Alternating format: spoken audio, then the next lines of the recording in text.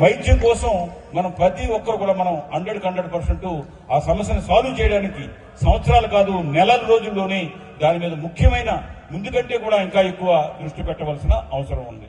రెండోది ఇళ్ల స్థలం, మూడోది ఉద్యోగ అవకాశాలు. ఈ విధంగా ఈ ఊరిని మళ్ళా శుభ్రంగా ఉండడానికి ఏం చేయాలి అన్న దాని మీద మనం అందరూ కూడా పనిచేయవలసిన అవసరం ఉంది. ఎడ్యుకేషన్ పరంగా ఇంకా ఏ విధమైన ఇంప్రూవ్మెంట్ చేయాలో ఆ విధంగా చేసుకెళ్ళడానికి నాకున్న అనుభవాన్ని, నాకున్న మంచి పేరుని ఈ ఊరికి ఉపయోగించడానికి అనేకమైన సందర్భాల్లో మీకు అందరికీ కూడా చెప్పుకున్నాను. నా నిర్ణయం అన్నది పాండిచ్చేరి, ఢిల్లీ వాళ్ళ నిర్ణయం చేసిన దాన్ని బట్టి ఉంటుందని ఇదే దాని మీద మీకు చెప్పుకున్నాను. మీరు చెప్పేయండి, మీరే క్యాండిడేట్, ఏ పార్టీ అన్నా, మీరు ఎవరైనా కానీ ఇవాళ క్రిస్టియన్స్ ని వాళ్ళ పాస్టర్స్ తోటి ఇవాళ మీటింగ్ చేసుకున్నాను. మళ్ళా ముస్లింస్ తోటి మనం చేసుకోవాలి, మహిళా మండలి చేసుకోవాలి. ఈలోగా నిర్ణయం నాకు ఈ రోజు రేపు మళ్ళీ పైనుంచి కవర్ వస్తుందని చెప్పేసి ఈ రోజు పొద్దున్న మధ్యాహ్నం వచ్చేటప్పటికి సార్ మీకు ఇమీడియట్ గా ఢిల్లీ పిలుస్తారని చెప్పేసి అన్నారు. సార్ రేపు ఎల్లుండి అయితే నాకు వైద్యానికి సంబంధించిన నేను చెకప్స్కి వెళ్ళాలి, దయచేసి ఇంకొక 3 రోజుల తర్వాత నన్ను పిలిస్తే నేను ఇదవుతాను. ఓ పక్కన సీఎం గారి దగ్గరికి వెళ్ళాలి, ఓ పక్కన వారి దగ్గరికి వెళ్ళాలి. వాళ్ళిద్దరూ తీసుకునే నిర్ణయం బట్టి మీరు నేను గౌరవించాలి.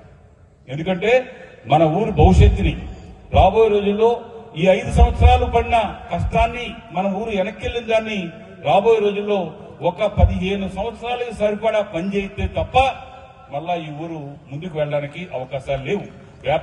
వ్యాపారంలో ఉన్న వ్యాపారాన్ని మళ్ళీ మన పైకి లేపాలి. ఇదే జిప్పేరుని మనం అన్ని సదుపాయాలతో తీసుకొస్తే ఆ జిప్పేరు అన్నదానికి రోజుకి 2,000 మందో 3,000 మందో ఇక్కడ పేషెంట్స్ కానీ చుట్టుపక్కల నుంచి వచ్చినప్పుడు వారు కూడా వచ్చిన సపోర్ట్గా వచ్చిన వాళ్ళతోటి చిన్న చిన్న వ్యాపారాలన్నీ కూడా ముందుకు వెళ్ళడానికి అవకాశాలు ఉంటాయి. అలాగే టూరిజం ప్రాజెక్ట్స్ ని రాబోయే రోజుల్లో అనేకమైన ఛాలెంజెస్ ఉన్నాయి. ఎందుకంటే 16 నెలల్లో మనం పుష్కరాలు చెయ్యాలి. పుష్కరాలకు ముందు ఇంకొక 10 కోట్ల రూపాయల బ్యాలెన్స్ తో వెంకటేశ్వర స్వామి గుడిని మనం కట్టుకుని దాన్ని ఓపెన్ చేసుకెళ్ళగల. ఇలాంటి అనేకమైన ఛాలెంజెస్ అన్ని ఉన్నాయి. దీన్ని మనం సాధించాలి అని అనుకుంటే అంత ఆషామాషి కాదు. సాధించాలంటే మల్లాడి కృష్ణారావు ఒకరితోటి జరిగేది కాదు. దానికి కావలసిన పాండిచ్చేరి ప్రభుత్వం, సెంట్రల్ ప్రభుత్వం సహాయం ఉంటే తప్ప మనం ఏమీ చేయలేము.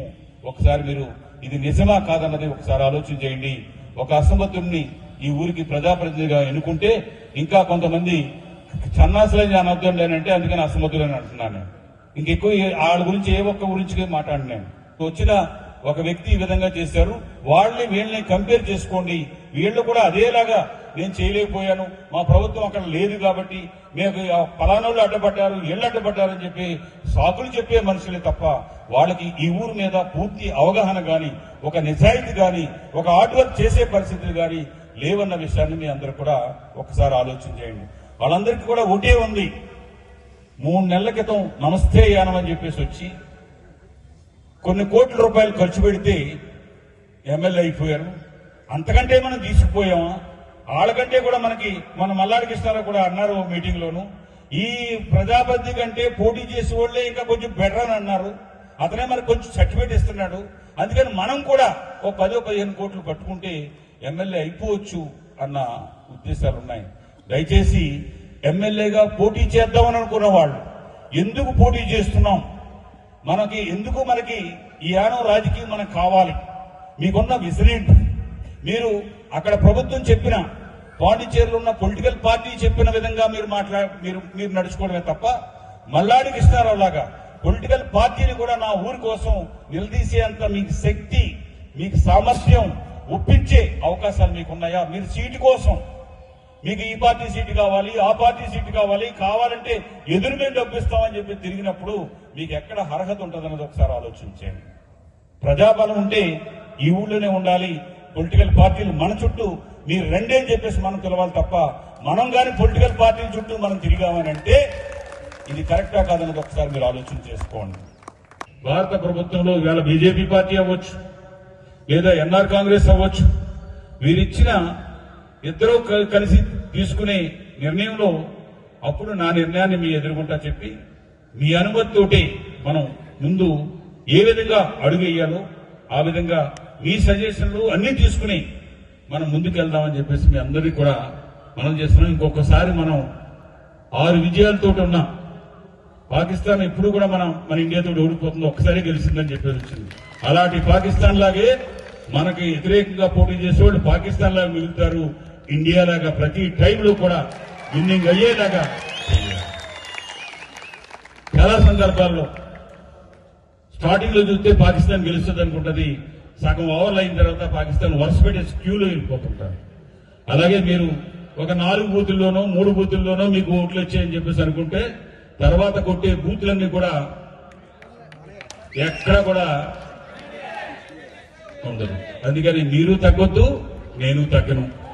అందుకని మనం అందరూ కలిసి పనిచేసే దాంట్లో ఎక్కడ కూడా తగ్గేది ఉండకూడదనే ఉద్దేశంతో ఎక్కడ అజాగ్రత్త లేకుండా రాబోయే రోజుల్లో మీరు యూత్ చెప్పిన ప్రతి విషయాన్ని కూడా గతంలో నేను అనేకమైన ఒత్తిడిలో గాని లేదా మొత్తం ఉన్న జనరల్ గా ఉన్న విషయాల మీద ఎక్కువగా పెట్టినా కొన్ని విషయాల్లో యూత్ కానీ కొన్ని విషయాలు కానీ నేను పెట్టలేకపోయినా మీరు చెప్పిన విషయాల్ని తూచా తప్పకుండా మీ నమ్మకాన్ని తూచా తప్పకుండా ఇది జరిపించడం, ఈ నియోజకవర్గాన్ని ఇంకా ముందుకు తీసుకెళ్లమన్నది మీకైతే ఎంత బాధ్యత ఉందో నాకు కూడా దానికంటే 10 రెట్లు బాధ్యతతో ముందుకు వెళ్దాం, అందరూ ఒకే బాటలో మనం వెళ్దామని చెప్పేసి ఈ మీటింగ్ ద్వారాగా మీరు యూత్ కండక్ట్ చేసిన ఈ మీటింగ్ ని చాలా మొన్న దర్యాప్తులో చేసిన మీటింగ్ గాని అలాగే ఇక్కడ మీరు కండక్ట్ చేసిన ముఖ్యంగా కార్యకర్తలు